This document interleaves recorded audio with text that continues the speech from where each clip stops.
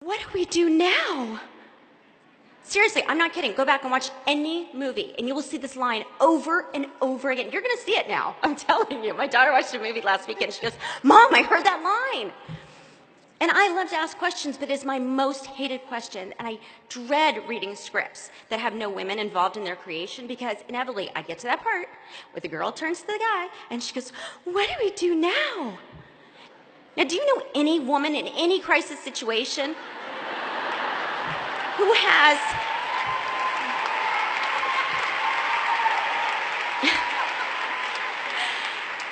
any woman in any crisis who has absolutely no idea what to do?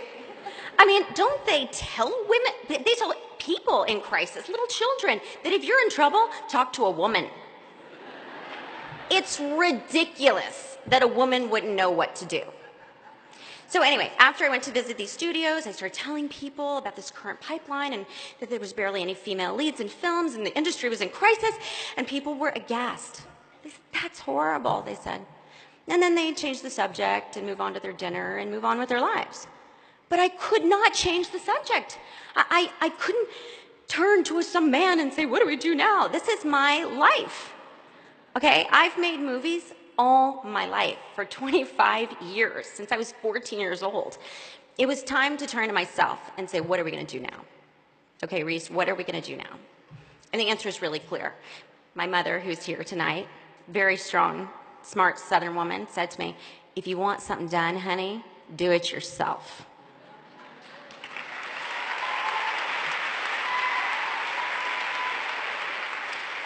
So I started my own production company, Pacific Standard Films, with the mission to tell stories about women. And I was nervous, y'all.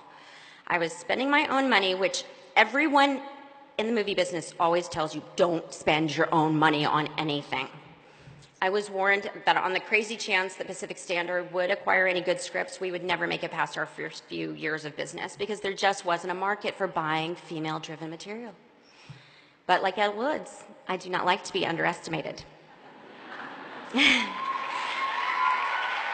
I am a very avid reader. In fact, I'm a complete book nerd. And so is my producing partner. So we just tore through tons of manuscripts and read so many things before they were published, but we could only find really 2 pieces of material that we thought were great. And we optioned them with our money, and we prayed that they would work. Both were strong, complicated, fascinating women at the center, and both were written by women. And lo and behold, both books hit #1 on the New York Times bestseller list in July of 2012. One was called Gone Girl, and the second was called Wild. So we made those 2 films last year, and those 2 films grossed over $500 million worldwide. And we got 3 nominations for Academy Awards for women in acting performances. So that was year 1. And against the odds, Pacific Standard has had a year 2 and a year 3. We've bought 5 more best-selling books. Next year, we're going to make 2 of those, Big Little Lies and Luckiest Girl Alive, into films. We have over 25 films in development and 3 television shows, and they all have female leads of different ages and different races and different jobs. Some are astronauts, some are soldiers, some are scientists. One is even a Supreme Court justice. And they're not just good or bad. They're bold and haunted and dangerous and triumphant, like the real women that we meet every single day of our lives. But our company isn't just thriving because it feels like a good thing to do. It's thriving because female-driven films work. This year alone, Trainwreck with Amy Schumer, Melissa McCarthy's Spy, Pitch Perfect 2, Cinderella, the Hunger Games franchise that has made over $2.2 billion worldwide.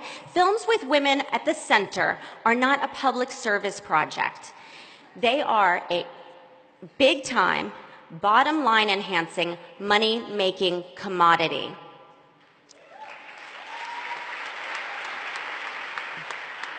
Ladies and gentlemen, I think we are in a cultural crisis in every field, in every industry.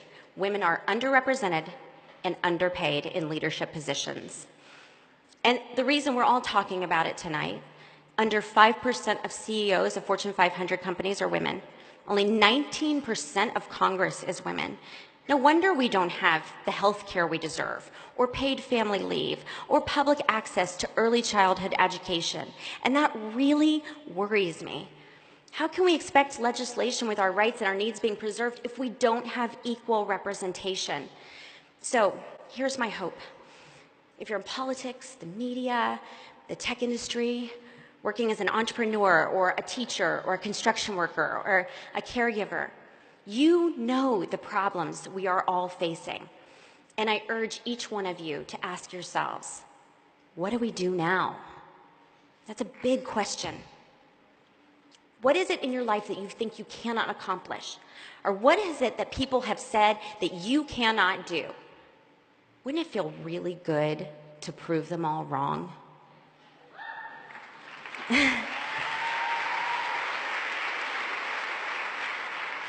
Because I believe ambition is not a dirty word. It's just believing in yourself and your abilities. Imagine this. What would happen if we were all brave enough to believe in our own ability, to be a little bit more ambitious? I think the world would change. Thank you.